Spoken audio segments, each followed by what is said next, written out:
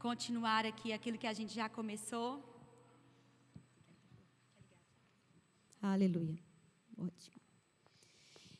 Então, estamos falando de aliança de sangue. Aleluia. E a gente começou esse assunto na quarta-feira, não é a passada, a retrasada. Foi a retrasada. Sim?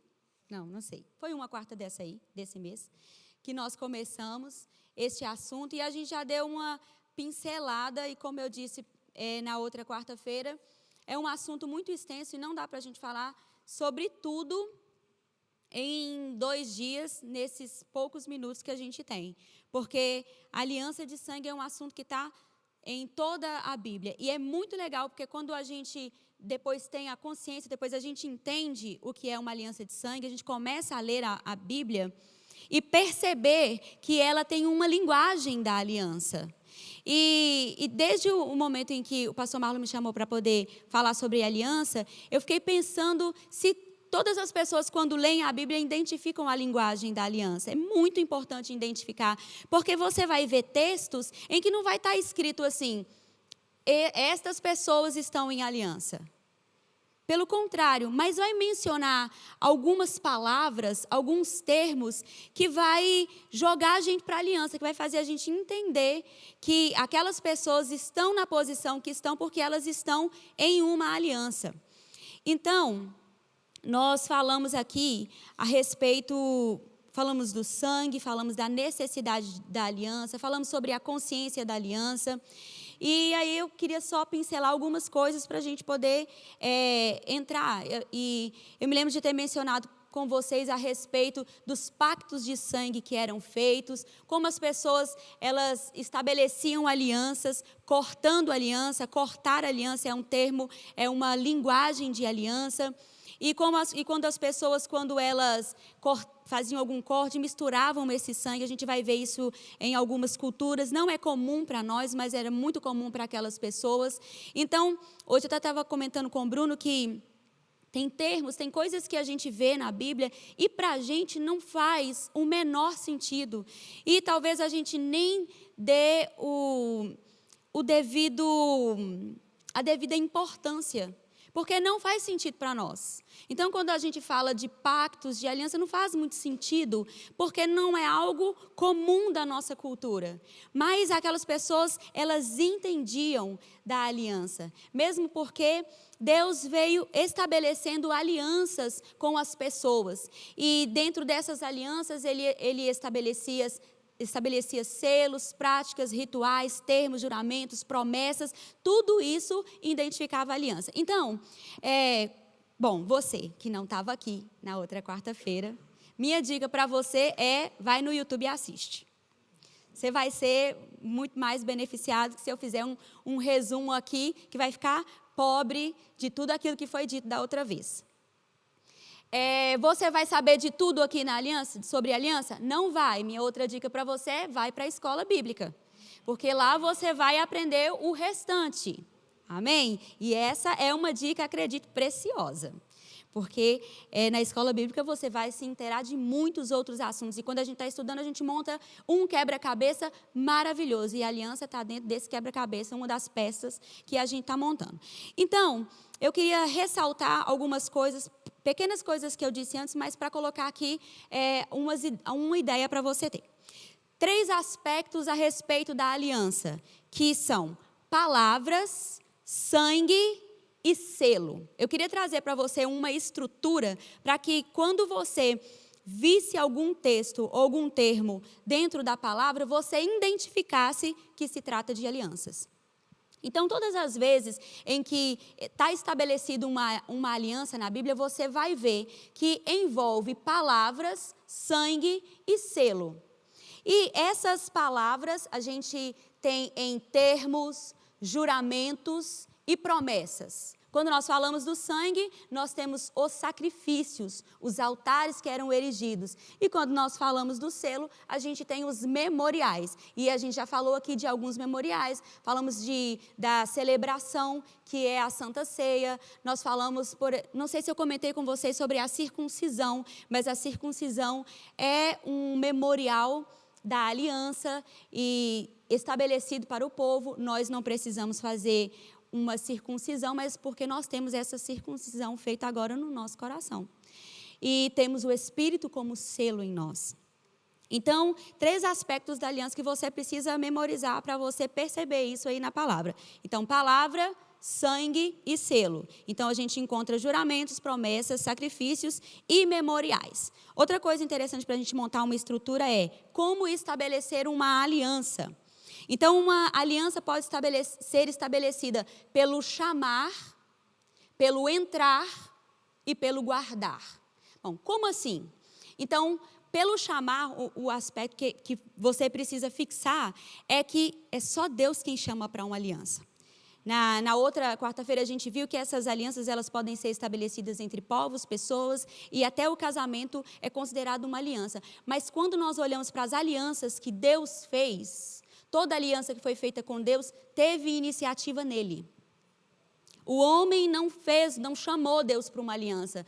Por quê? Porque o homem não tinha condições de fazer isso. Vocês se lembram que eu mencionei aqui também, que quando as pessoas faziam uma aliança, elas faziam um pacto, um contrato, e tinha ali o juramento. Então, eu contei para vocês que eles pegavam um animal, partiam esse animal, andavam entre as partes, e eles tinham as palavras e os juramentos que elas faziam dentro deste ritual, dizendo que podia ser feito com eles o que era feito com aquele animal, caso alguém não cumprisse. Agora, você imagina o homem chamando Deus para uma aliança e fazendo um juramento, e dizendo que pode acontecer com ele o que é feito com aquele animal. Não ia ter gente viva. Então, toda aliança que foi feita com Deus partiu de Deus. Foi Deus que chamou. Então, como a gente identifica isso? Quando Deus chamou Abraão, foi ele quem convidou Abraão para sair da sua terra. Foi Deus quem convidou Abraão. E você sabe, não sei se você sabe, mas Deus não escolheu um povo já existente e fez dele o seu povo. Deus chamou Abraão e a partir dele fez um povo. Para você perceber como que é séria a aliança e o que pode ocorrer depois de uma aliança feita. Eu costumava pensar que, eu ficava me questionando como que Deus escolheu aquele povo, sabe? Mas pensando sobre isso é como uma igreja nasce. Uma igreja verdadeiramente nasce quando ela não pode... Você não joga uma igreja, não. Uma igreja tem que nascer. Ela cria melhor estrutura. Foi o que Deus fez com o povo. Deus não escolheu um povo e falou assim, unite, não, ele chamou Abraão. E a partir de Abraão é que ele formou um povo. Então, você tem aí Deus convocando Abraão para uma aliança. Outra forma das alianças serem estabelecidas é pelo entrar. E aqui a gente tem como agente o homem. Porque, neste caso, Deus chama e a opção do homem é entrar ou não. Então, ele aceita ou não os termos daquela aliança e começa a participar. E guardar tem a ver com os termos e as condições, e as duas partes vão guardar os termos estabelecidos daquele contrato. Então, tanto Deus quanto o homem vai guardar os aspectos dessa aliança. Então, é assim que uma aliança é estabelecida. Agora, razões para se fazer uma aliança. E eu queria falar isso rapidinho para a gente voltar na maneira como uma aliança é iniciada. As razões para se fazer aliança é proteção, igualdade, amor e devoção. E olha que coisa interessante. Você já deve ter visto isso em história, você já deve ter estudado, que quando as pessoas queriam fazer alianças, como é que elas identificavam um reino, um país, um local apto para estabelecer uma aliança? Para você ver que isso é um termo muito mais comum do que a gente imagina. Às vezes a gente não pensa do que é que a Bíblia está falando, mas era comum entre reinos.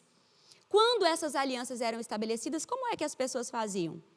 Elas enxergavam, olhavam para uma determinada nação e descobriam ali naquela nação algum benefício. Elas olhavam aquilo que elas precisavam. Então, se um povo tinha um exército muito grande, era uma razão para se fazer uma aliança. Ou se um outro reino tivesse muitas riquezas, era uma razão para se fazer aliança. Então, a aliança, ela é movida, entre reinos, é movida por interesses. Então, as pessoas entravam em alianças buscando um meio de se beneficiar. Então, elas entravam pelas razões que eu disse, por proteção. Então, a gente lembra do que aconteceu com os gibeonitas. Eles fizeram aliança porque eles queriam proteção. Então, por isso que essa aliança foi estabelecida, porque eles ouviram falar do Deus de Israel, sabiam o que estava acontecendo com as cidades e eles eram os próximos ali para serem derrotados. Então, eles se antecederam e fizeram uma aliança para obter proteção. Quando mais tarde aquela aliança estava feita e eles foram atacados, eles rapidamente acionaram os termos da aliança e disseram: olha, agora nós precisamos daquela proteção que você disse que a gente podia ter de você. Então, você também pode ter alianças estabelecidas por igualdade, ou para estabelecer uma igualdade, para que não haja guerras. Não era assim que acontecia também entre reinos? Quando eles não queriam que um povo mais forte entrasse em guerra, eles estabeleciam uma aliança para poder colocar ali igualdade. Ou então por amor e devoção, e a gente tem um exemplo de amizade e de casamentos. Agora, pensando nesses aspectos da aliança, você precisa pensar que nós estamos numa aliança. E que foi Deus que nos chamou para essa aliança. Já que a aliança é estabelecida desta forma, por proteção, o que Deus ganha fazendo uma aliança conosco? Se é por igualdade, o que Deus ganha fazendo uma aliança conosco? Se as alianças eram estabelecidas por interesses, o que é que nós temos para oferecer a Deus que fizesse com que a iniciativa fosse dele ao estabelecer uma aliança conosco?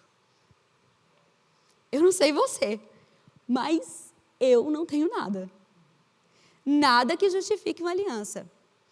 Nada que faça com que ele não imole, não mate um animal, mas sim o seu próprio filho para estabelecer uma aliança comigo. Eu não tenho nada que mereça isso. Mas, como eu disse para você, uma aliança, ela é estabelecida, quando ela é com Deus, por iniciativa dele. Agora, Deus olhou para mim e para você, sabia que nós não poderíamos oferecer nada, e ainda assim estabeleceu uma aliança conosco. E eu li para você a definição no primeiro dia, a respeito das palavras aliança, e eu dei duas definições. A primeira era berit, que era cortar uma aliança. A segunda era diatec. E talvez eu não tenha falado sobre a diferença entre elas, porque existem duas palavras, duas definições para a mesma palavra. E está exatamente neste ponto. É porque na primeira a gente tem essa troca, a gente tem esses interesses, mas diatec quer dizer uma disposição em dar. A aliança em que nós estamos é parte de Deus e ela está descrita como alguém que tem um testamento e dá tudo de si. Então uma parte oferece tudo e a outra parte aceita tudo. Então, estes são os aspectos da aliança em que nós nos encontramos. Uma aliança em que Deus entra, Ele nos chama, Ele oferece tudo, e eu que não tenho nada para oferecer, aceito tudo que Ele ofereceu. Agora, tem outras coisas que eu queria que você, antes da gente entrar em outros assuntos aqui, que você soubesse. As alianças, elas têm os juramentos, têm as promessas e têm os termos. Então, essa também é uma linguagem de aliança. Então, você vai ver alguns textos das pessoas dizendo assim, eu jurei, ou Deus jurou por si mesmo. Então, são termos de aliança, juramentos. E eu gosto muito daquilo que diz em Hebreus, porque quando quando em Hebreus o autor está falando sobre a aliança que Deus estabeleceu com Abraão, ele diz assim: e Deus, não tendo como jurar por alguém que fosse superior, jurou por si mesmo. Porque todas as vezes que um juramento era estabelecido, como é que as pessoas faziam? Lembra novamente dos gibeonitas. Eles fizeram uma aliança com Josué, mas eles chamaram Deus como testemunha. Então era assim que os juramentos eram feitos, como Deus como testemunha. Por quê? Como está descrito em Hebreus, é assim, porque as pessoas juram por aquilo que é superior. Agora, quem é superior a Deus para que ele jure? Não há. Então ele jura por si mesmo. Agora, a palavra de Deus diz que ele não é homem para mentir. E ele não é filho do homem para se arrepender. Deus tem necessidade de jurar alguma coisa? Deus tem necessidade de fazer um juramento? De pegar dedinho com a gente e falar assim, está jurado, juradinho? Não há necessidade. Mas mesmo assim, Deus faz um juramento. Agora, por que Deus faz um juramento? Porque Ele sabe das debilidades das pessoas com quem Ele está fazendo aliança. E Ele jura para dizer para nós, eu vou cumprir. Eu vou fazer. Essa é a linguagem que nós conhecemos e Deus está vindo no nosso nível para dizer assim, eu juro que farei. Outra coisa interessante é porque a gente tem as promessas. E a aliança é estabelecida para fazer com que as promessas sejam cumpridas. Então, toda vez que uma aliança era estabelecida, ela era feita para que as promessas ou os termos que foram acordados naquele contrato, a garantia era a aliança que a pessoa estava estabelecendo. Então, cortei uma aliança e fiz promessas. E é por isso que o sangue era derramado como garantia de que as promessas iam ser cumpridas. E eu amo aquilo que a palavra de Deus diz, que nós já temos em Jesus o sim e o amém, independente de quantas forem as promessas. Isso por causa da aliança que nós temos. E também tem os termos. E os termos são o quê? São as condições da aliança. E aí você precisa pensar que comumente nas alianças era fé, o termo, e obediência. Então, eu montei aqui para você uma estrutura só para você saber como que as alianças eram estabelecidas, como as pessoas entravam nas alianças. E aí eu preciso te contar outra coisa, que existem descritas na palavra, apesar, na primeira vez eu disse para vocês que as pessoas mencionam velha e nova aliança, mas na palavra a gente tem descrita 8 alianças. E são elas, a edênica, a adâmica, a noética, a abraâmica, mosaica, palestínica, davídica e nova aliança. Todas essas alianças foram estabelecidas de Deus com o povo. E eu estava pensando nessas alianças, um aspecto interessante, você vai ter que pesquisar isso, vai ter que entrar em escola bíblica para você descobrir. Mas tem coisas muito interessantes sobre as alianças. É que quando Deus chamava e estabelecia essas alianças, o que acontecia com os termos é que o homem quebrava essas alianças. Mas uma coisa muito interessante é que a gente tem promessas nessas alianças que vão entrando nas outras alianças. Por exemplo, quando Deus faz uma aliança com Adão, ele faz uma promessa do descendente. Então ele promete que ia chegar o dia que ia vir o descendente. E quando você vê a aliança que Deus faz com Abraão, você tem de novo uma nova promessa, que era a promessa de descendência. E lá a gente vê em Hebreus falando que, em Romanos, falando que não está falando apenas de uma descendência, mas do descendente. E quando você vê na aliança de Davi, a gente tem Deus prometendo um reino eterno nesta aliança, que vai culminar em quem? No descendente, que é aquele que vai se assentar no trono. Então, a gente vê aspectos dessas promessas entrando nas outras alianças. E aí, você vai precisar estudar para poder saber mais sobre isso. Então, a gente tem aqui uma estrutura de alianças. E agora eu quero entrar nas coisas que eu preparei para poder te contar. Então, abre comigo aí alguns textos para a gente poder entender o que está acontecendo. Eu queria te mostrar primeiro um exemplo de aliança. Só para você não sair daqui falando assim, essa irmã inventou tudo isso, ok?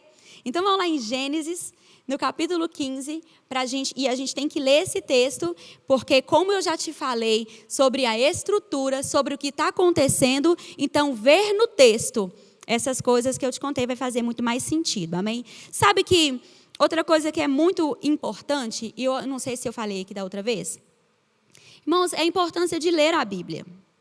Sua experiência com a palavra muda tudo quando você tem uma leitura em casa. Então, olha, para algumas pessoas, eu posso estar falando essas coisas aqui, pode ser a primeira vez que você está ouvindo isso na sua vida. Mas para outras pessoas que têm o hábito de ler a palavra, o Espírito começa a personalizar para vocês, você já começa a linkar os textos, você já começa a trazer à sua memória aquilo que está escrito. Então foi isso que Deus disse, então era isso que estava acontecendo. Então você precisa se ajudar a ter uma experiência melhor na hora da ministração da palavra. Quantas vezes eu sentei aqui para ouvir alguém ministrando e no meio de uma ministração o Senhor falava comigo coisas assim, que dentro da minha cabeça estava um filme, enquanto a pessoa está aprendendo por causa de uma frase que a pessoa disse. Porque os textos foram linkando e você vai entendendo aquilo. E Deus pode te falar outras coisas. Irmã, eu já li uma vez. Gente, a palavra, ela é viva e ela é eficaz. A palavra tem esse poder de todas as vezes que você lê, pode ser o mesmo texto, Deus trazer algo novo a respeito daquele texto para você. Então, tenha essa experiência com a palavra. Amém? Porque é importante. E o momento aqui da ministração, para você, com certeza, vai ficar muito mais divertido. Mesmo porque você não precisa acreditar em nada do que eu estou dizendo. Você pode saber por você mesmo. Amém? A Bíblia está aí para todo mundo. Eu ouço muitas pessoas, às vezes, as que não são cristãs, comentando assim, olha, mas esses líderes que enganam as pessoas, que contam mentiras, inventam doutrinas, e aí eu ouço as pessoas indignadas. Deixa eu contar uma coisa, eu não tenho dó das pessoas. Desculpa se isso decepciona você, mas eu não tenho dó. Não, mas a pessoa engana a outra. Eu não fico assim, com essa dó toda, não. Sabe por quê? Porque se a gente tivesse num tempo em que ninguém tivesse Bíblia, eu ia dizer assim, eita, é mesmo, né? Mas a gente não apenas tem uma, como a gente tem muitas versões na linguagem que você desejar. Você tem hoje até em quadrinhos, banda desenhada. Então, você só não conhece se você não quiser. Então, quando a pessoa fala assim, nossa, pobre daquela pessoa enganada, eu fico pensando assim, podia ter lido a Bíblia. O engano ia ser menor, né? Enfim. Então, vamos lá, você já está lá em Gênesis 15. E aí nós vamos ler o texto, é um pouquinho grande, mas a gente vai ler tudo, tá bom? E eu estou lendo na King James. Passados esses acontecimentos, o Senhor falou a Abraão por intermédio de uma visão. Não temas, Abrão.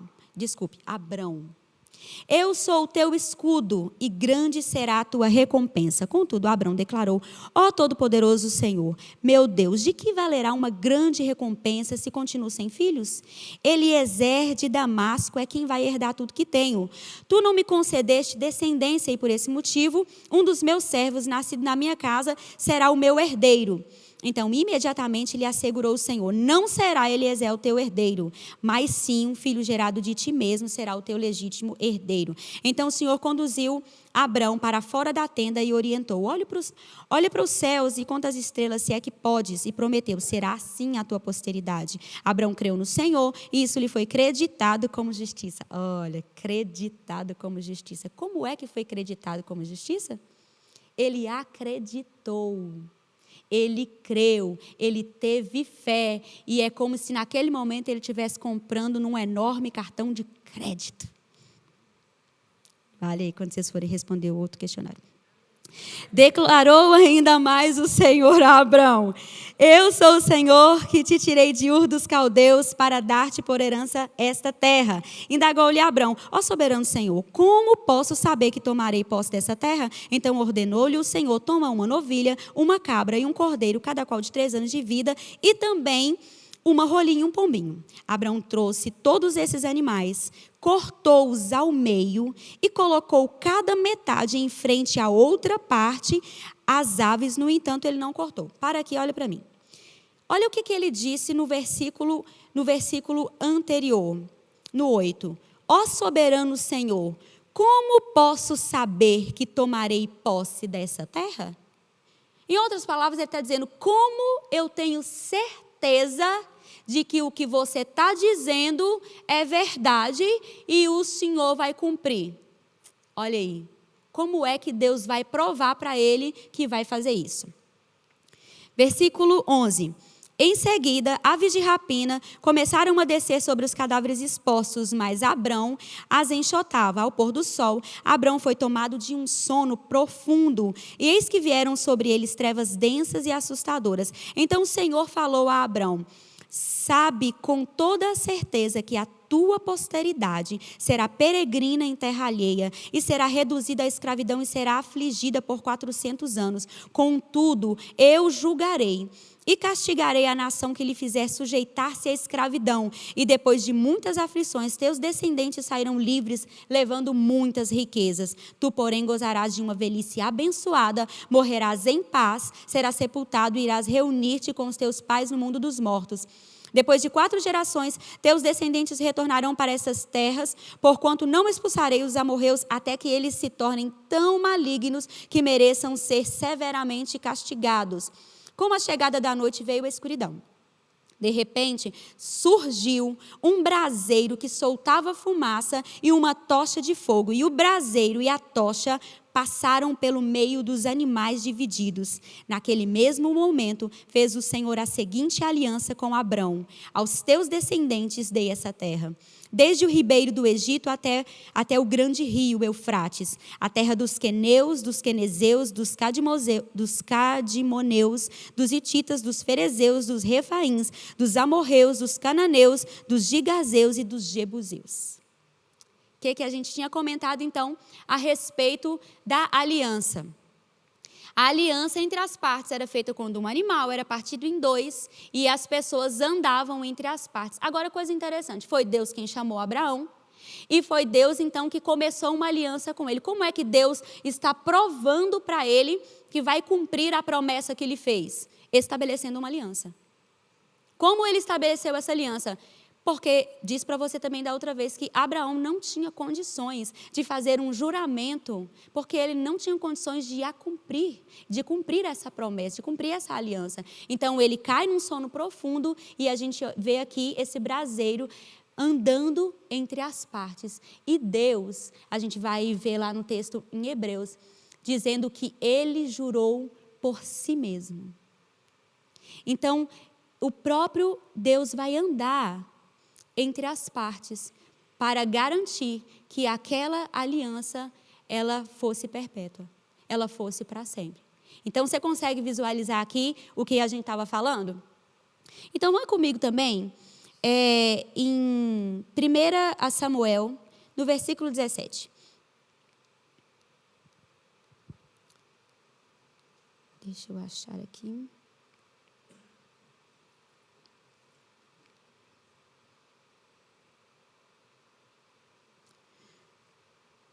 Primeiro Samuel, no capítulo 17.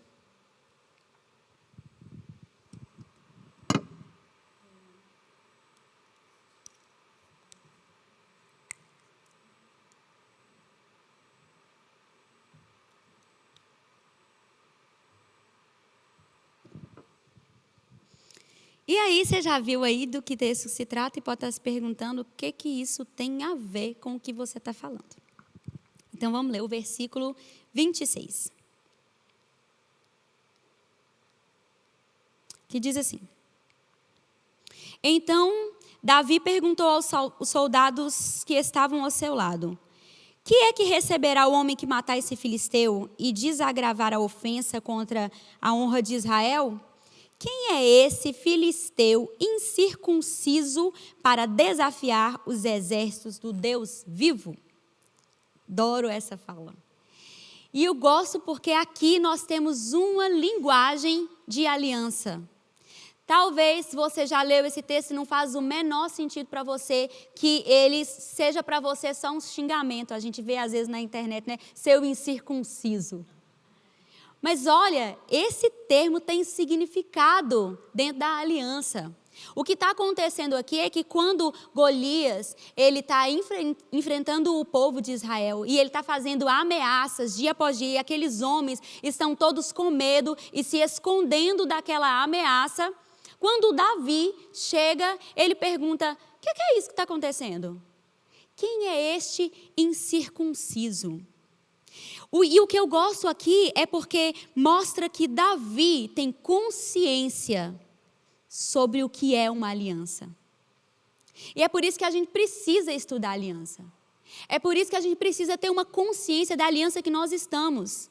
Porque este homem está numa aliança e ele sabe que Golias não é tão poderoso quanto o Senhor dos Exércitos. Ele sabe das alianças que Deus estabeleceu. Ele sabe que quando aquele homem está gritando, ele não está gritando contra um homem, ele não está fazendo ameaças a qualquer um. E ele começa a dizer assim: quem é este incircunciso? Ou seja, quem é este homem sem aliança? Quem é este homem que não está aliançado com ninguém, mas tem ousadia para gritar contra o povo que está aliançado com Deus? Sabe, querido, consciência de aliança vai deixar você muito mais ousado. Porque se você sabe que está numa aliança, não é qualquer um que chega gritando na porta da sua casa. E não é nenhuma circunstância que coloca você para correr. Na verdade, não é nenhuma. Porque você está aliançado com alguém que fez um testamento e ofereceu tudo para você em uma aliança. Então, Davi tem tanta consciência disso, e é legal que a gente olhe para esse texto e a gente sempre se identifica com Davi e o povo de Israel. Mas eu queria te mostrar uma coisa, e não é para você ficar desanimado, vai comigo lá em Efésios. Graças a Deus que mandou o seu filho, mas se você não sabe, você não era da aliança. E se Jesus não viesse, você também não estava em aliança. Olha aí que coisa. Então, no capítulo 2 de Efésios, está assim. Ele começa esse capítulo começa falando a respeito da natureza do homem e de como o homem vivia debaixo de uma natureza de pecado. Mas, a partir do versículo 11, ele diz assim: Portanto, lembrai-vos de que anteriormente erais gentios por natureza. Então, aqui ele está falando sobre duas realidades. A primeira realidade que ele está falando é a realidade do homem caído, da natureza de pecado disseminada por Adão. Mas depois, aqui no versículo 11, ele começa a dizer de uma segunda realidade, que era o fato de nós não sermos do povo da aliança.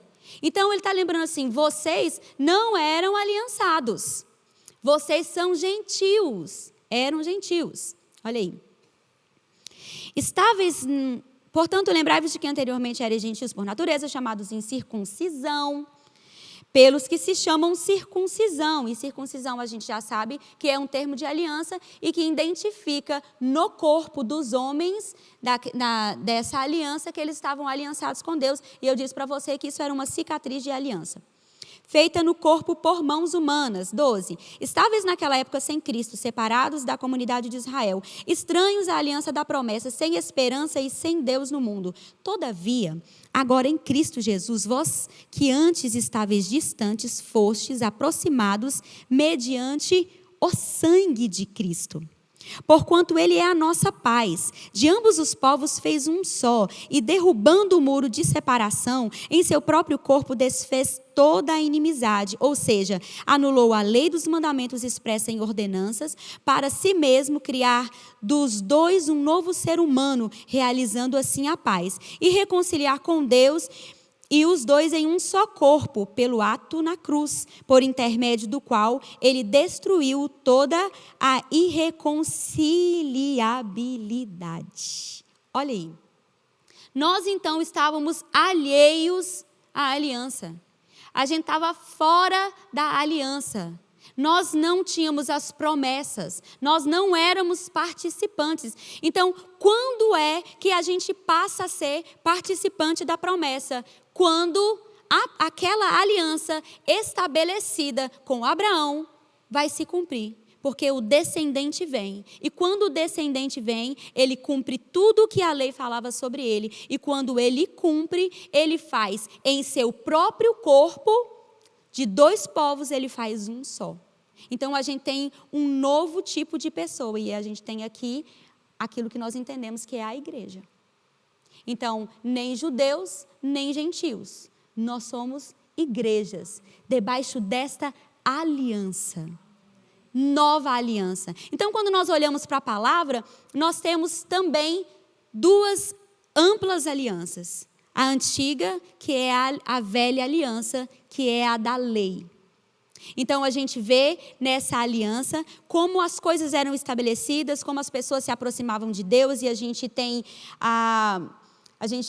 a lei em si mesma, e a gente tem os sacrifícios, e a gente vê o homem se aproximando e tentando uma reconciliação com Deus. Mas na nova aliança, a gente tem um novo mediador. E eu me lembro que na outra quarta eu terminei dizendo para você daquilo que Jó estava clamando a Deus sobre um mediador entre ele e Deus. E ele estava dizendo que ele não conseguia colocar a mão no ombro de Deus. E ele não havia uma pessoa que colocasse a mão no ombro de Deus para fazer esse intermédio, para poder mediar. Mas na nova aliança nós temos Cristo como sumo sacerdote e mediador da nossa aliança. Então a gente tem alguém que pode colocar a mão no nosso ombro e no ombro de Deus. E ele, a Bíblia está dizendo que ele fez em seu corpo um povo só. Ele fez acesso, ele abriu caminho, ele deu oportunidades para nós que não estávamos em nenhuma aliança, mas que éramos gentios, para poder participar agora de uma aliança com Deus. E é tão maravilhoso porque a gente começou hoje falando sobre sermos filhos. Algo que não era possível antes. Sabe, se as pessoas que estavam... Lembra do que os gibeonitas tiveram que fazer para poder ter uma proteção? As pessoas não tinham acesso, mas por meio de Cristo Jesus, a gente tem acesso, porta aberta, a gente tem uma aliança, a gente tem um lugar. Então, se você volta aí no capítulo 1 de Efésios, volta aí comigo.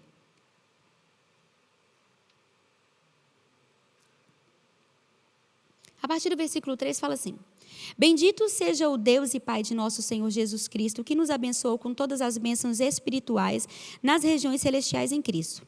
Porquanto Deus nos escolheu nele antes da criação do mundo para sermos santos e irrepreensíveis em sua presença. E em seu amor nos predestinou para sermos adotados como filhos, por intermédio de Jesus Cristo, segundo a benevolência da sua vontade. Olha que lindo. Ele nos predestinou para sermos adotados como filhos. Olha como esse Deus é poderoso. Então, Deus, que não é pego de surpresa, desde o início tem um plano de redenção para nós. Um plano de aproximação, um plano para nos trazer de volta. E Ele faz isso por intermédio de Cristo.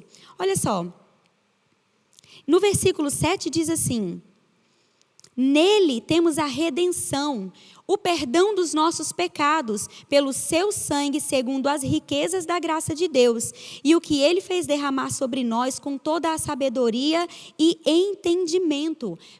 pelo sangue de Cristo, nós temos redenção. E eu já falei aqui com você a respeito do sangue. E é por isso que nós estamos nessa aliança, e ela é chamada de aliança de sangue, porque nós precisávamos, nós ansiávamos por uma redenção, por algo que nos trouxesse, nos colocasse no acesso, nos colocasse no lugar, que eliminasse aquilo que estava nos afastando de Deus. A palavra de Deus diz que era o pecado que faz separação entre você e o seu Deus. Então a gente tinha algo entre nós que nos impedia de um relacionamento com Deus, mas Cristo vem e resolve essa questão. Então ele não apenas cobre. E aí eu preciso mostrar para você, vai comigo em Hebreus, porque a gente tem na carta de Hebreus, e você deveria ler ela toda, porque ela é toda muito boa, e ela vai explicando sobre...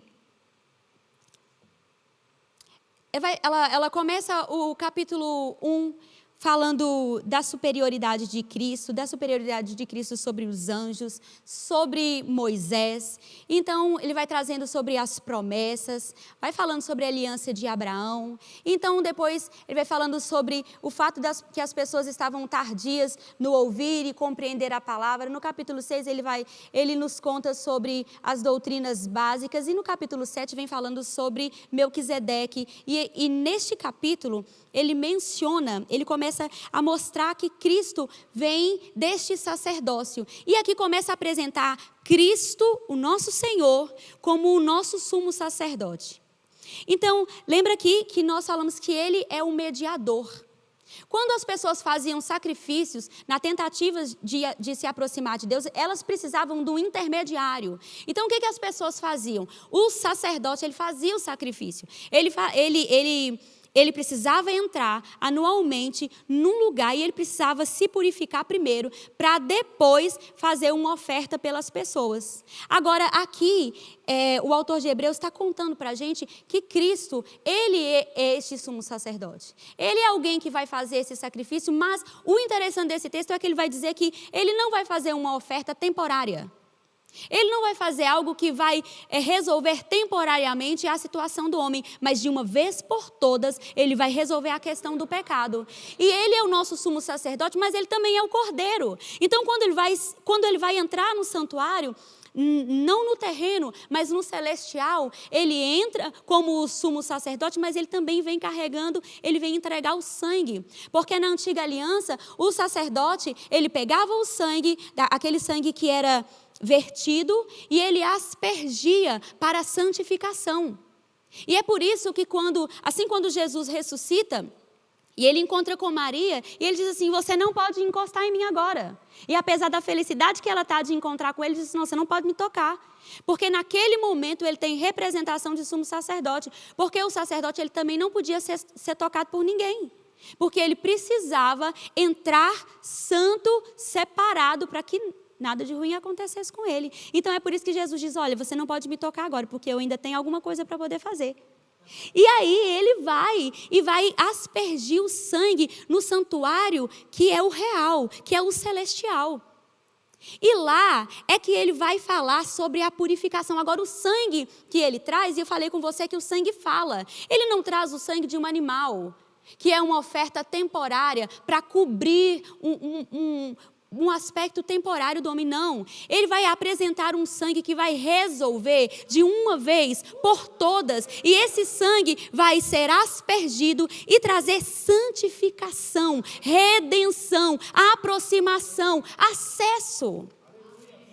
Isso é maravilhoso, porque ele não precisava, como os sacerdotes daquela época, fazer um sacrifício para si mesmo. Ele é o próprio sacrifício.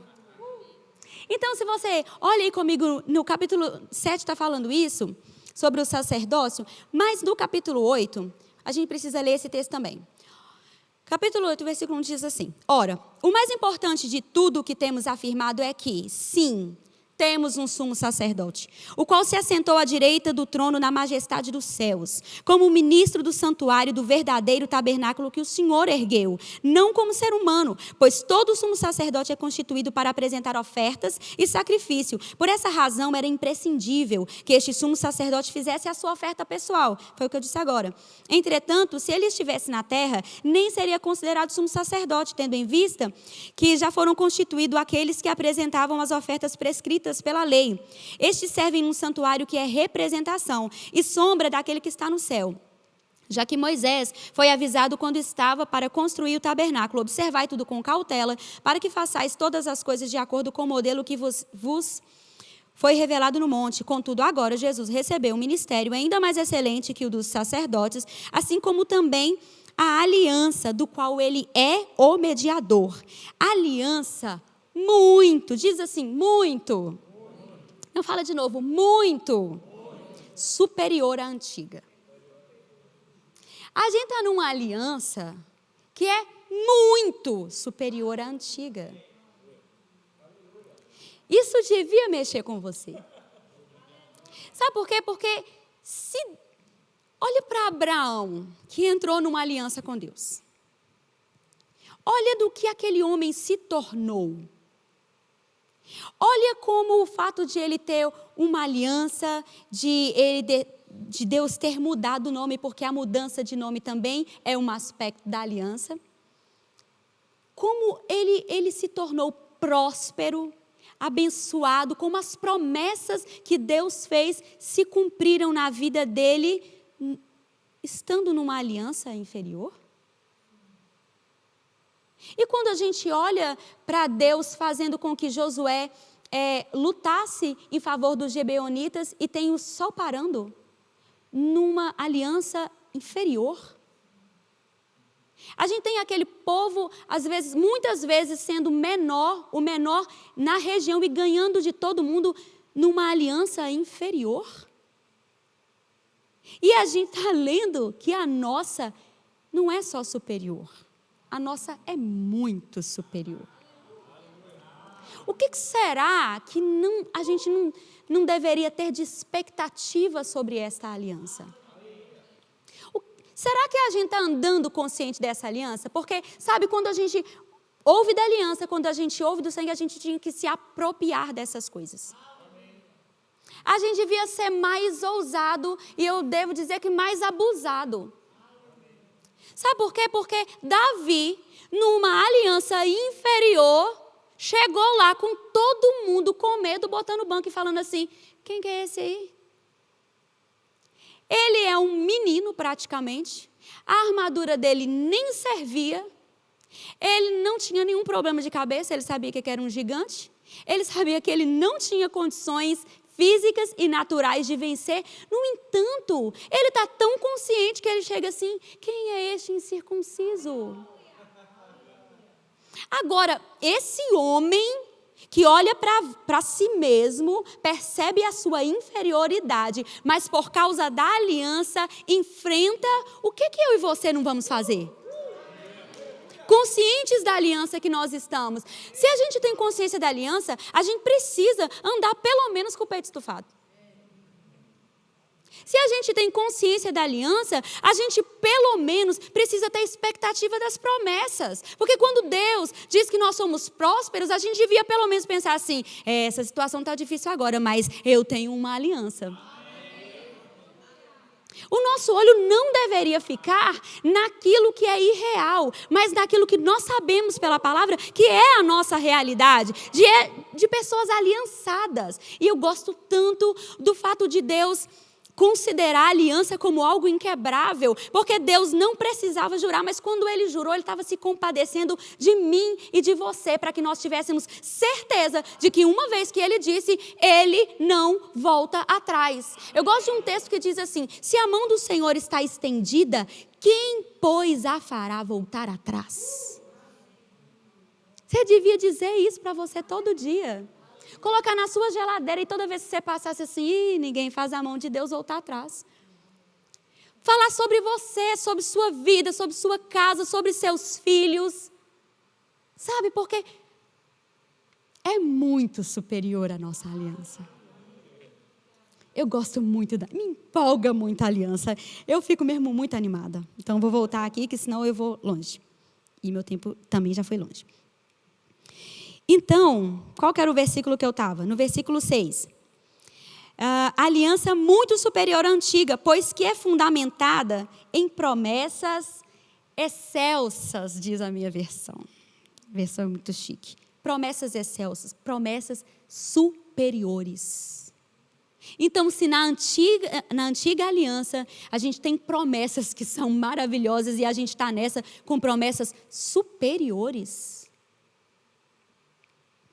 Ora, se aquela primeira aliança não tivesse imperfeições, não seria necessário buscar lugar para a segunda. Portanto, ele declara, repreendendo o povo por suas faltas. Dias virão, diz o Senhor, em que estabelecerei com a casa de Israel e com a casa de Judá uma nova aliança. Não conforme a aliança que fiz com seus antepassados, no dia em que os tomei pela mão para os conduzir até fora da terra do Egito. Pois eles não continuaram na minha aliança, eu me afastei deles, assevera o Senhor. Esta é a aliança que farei com a casa de Israel, passados aqueles dias. Garante o Senhor, gravarei as minhas leis na sua mente e as escreverei em seu coração. Eu lhes serei Deus e eles serão o meu povo. Ninguém jamais precisará ensinar o seu próximo, nem o seu irmão, dizendo, conhece o Senhor, porque todos me conhecerão, desde o menor deles até o maior, pois eu lhes perdoarei a malignidade e não me permitirei lembrar mais dos seus pecados. Ao proclamar nova essa aliança, ele transformou em antiquada a primeira,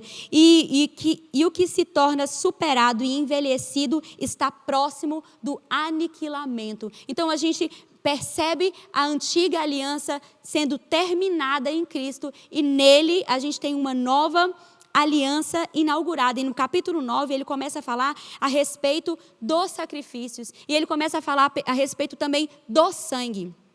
E a gente precisa ser consciente do sangue, porque o sangue para nós traz purificação. O sangue para nós, como eu disse aqui naquele dia, também é sinal de presença. O sangue em nós diz a quem pertencemos. O sangue sobre nós diz que o diabo não pode nos tocar. O sangue em nós é aquilo que nos comprou para estar nesta aliança. Sabe, e a gente tem muitas promessas nessa aliança. A gente tem promessas de que Ele nunca iria nos deixar. Então, aqui em Efésios, no capítulo 1, a gente leu que Ele nos adotou como filhos. Sabe, eu estava pensando, é inevitável estudar as alianças e não fazer uma retrospectiva a respeito das promessas de Deus. E não pensar que Deus fez promessas e que Ele, que é fiel, vem cumprindo uma a uma.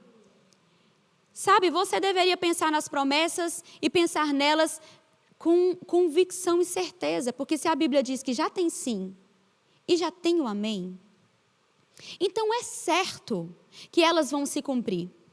E eu estava pensando nisso e pensando nas coisas que o Senhor prometeu para mim. Sabe, tem promessas que Deus fez para você, querido, que você não vai encontrar aqui na palavra, mas que Deus levantou alguém para dizer. Que Deus prometeu para você a respeito do seu propósito, a respeito do seu chamado, a respeito daquilo que Ele convocou você para fazer. E tem hora que vem as circunstâncias e a gente olha para as promessas que Ele fez e começa a se perguntar, como isso pode acontecer? Como isso é possível acontecer? Mas sabe, para Deus as alianças são inquebráveis.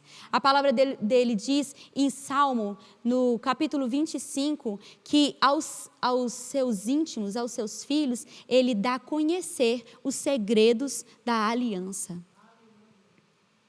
E eu fiquei pensando, meu Deus, eu estou vivendo hoje coisas que o Senhor falou comigo há 28 anos atrás. E que teve alguns momentos em que eu pensei assim, não vai acontecer. Não tem a menor possibilidade dessas coisas acontecerem. Quando eu olho para mim, para o lugar de onde eu saí e para as minhas habilidades, não havia a menor condição de que aquilo que Deus disse para mim acontecesse. Só que Ele é um Deus de aliança. E pode passar muito tempo. Ou pode passar pouco tempo. O negócio é que quando é Ele quem diz, Ele vai fazer. E hoje eu estava pensando nisso e pensando que Ele nos adotou como filho e estava contando para o Bruno que eu me lembrei de 2 textos. O primeiro foi desse texto aqui e o segundo que está descrito em Hebreus, no capítulo 13, no versículo 5, que diz que se nós ousarmos dizer que Ele é o nosso ajudador, que Ele é o nosso auxílio, Ele nunca vai afrouxar a mão conosco. Eu digo isso para mim constantemente, Ele não vai afrouxar a mão comigo. Ele não vai me soltar. Pode estar agora muito difícil, mas Ele não vai me soltar. E eu estava me lembrando hoje que alguns anos atrás eu assisti um programa que era da... Como é que era o nome da... Que ia na casa da... Aquela babá boa, que dava um jeito na mãe e nas crianças. Super Nani, isso. Eu me lembrei desse, porque foi um dia para mim bem marcante. Ele foi numa casa dos meninos bem terrível, mas que mais terrível que os meninos era a mãe. E quando ele chegou lá e estava vendo o relacionamento, essa criança era uma criança adotada. E todas as vezes que a criança fazia alguma coisa errada, a mãe falava assim, vou te devolver. E ela repetia, e a Super Nani ficava assim, oh, que horror, ela bem chique, né? Que coisa horrível, que coisa horrorosa. E ela ameaçava aquele menino o tempo todo, eu vou te devolver. E eu me lembrei disso hoje numa força. Porque em Efésios está dizendo assim que nós somos adotados como filhos. E se Ele é um Deus de aliança, é a certeza de que Ele nunca vai devolver a gente. Seja qual for a circunstância, Ele nunca vai desistir daquilo que Ele prometeu para nós. Isso queimou dentro de mim essa tarde que eu falei, meu Deus.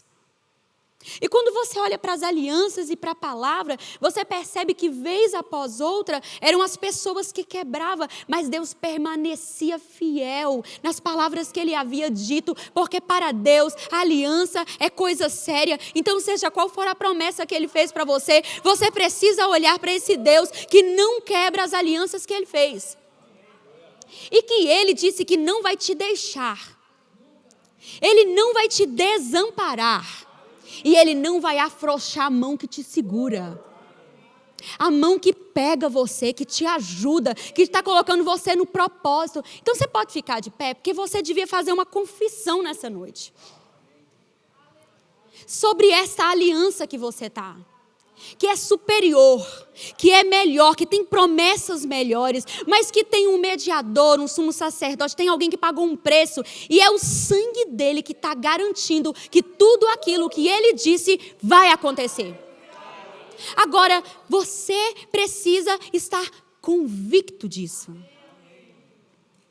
Você precisa ter isso aqui dentro, tão firme dentro de você, tão firme. Ele me prometeu. E todas as vezes que você se lembrar de uma promessa, você tem que dizer assim, Ele é Deus de alianças inquebráveis. Ele não vai faltar, Ele não vai afrouxar. E é isso que o autor de Hebreus está dizendo, se você ousar dizer, não te intriga porque ele começou esse versículo dizendo assim, se você ousar dizer que Ele é o meu auxílio, Ele é o meu ajudador, então se você for ousado agora nesta declaração e dizer assim, é Ele que me ajuda, é Ele que é meu auxílio.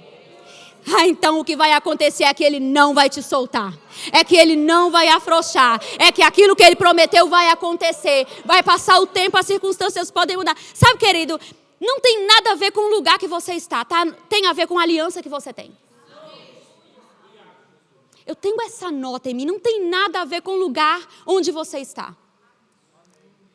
Eu gosto muito do pastor Jeremias, uma vez ele disse assim, não é o lugar que faz a pessoa, é a pessoa cheia do Espírito Santo que faz o lugar. Então não tem a ver com o país, com as leis desse país, porque você pode sair daqui e ir para um lugar que tem muitas oportunidades ou pouquíssimas oportunidades, mas você tem aliança. E você já pode chegar no lugar dizendo assim: o que são essas leis? Quando eu tenho um mediador que fez promessas superiores para mim. Então eu queria que você erguesse sua mão e dissesse assim: Senhor, obrigada, porque eu estou numa nova aliança que é muito superior e tem promessas superiores. E é por isso que eu vou ousar dizer: o Senhor é o meu auxílio, o Senhor é o meu ajudador. E isso quer dizer que você nunca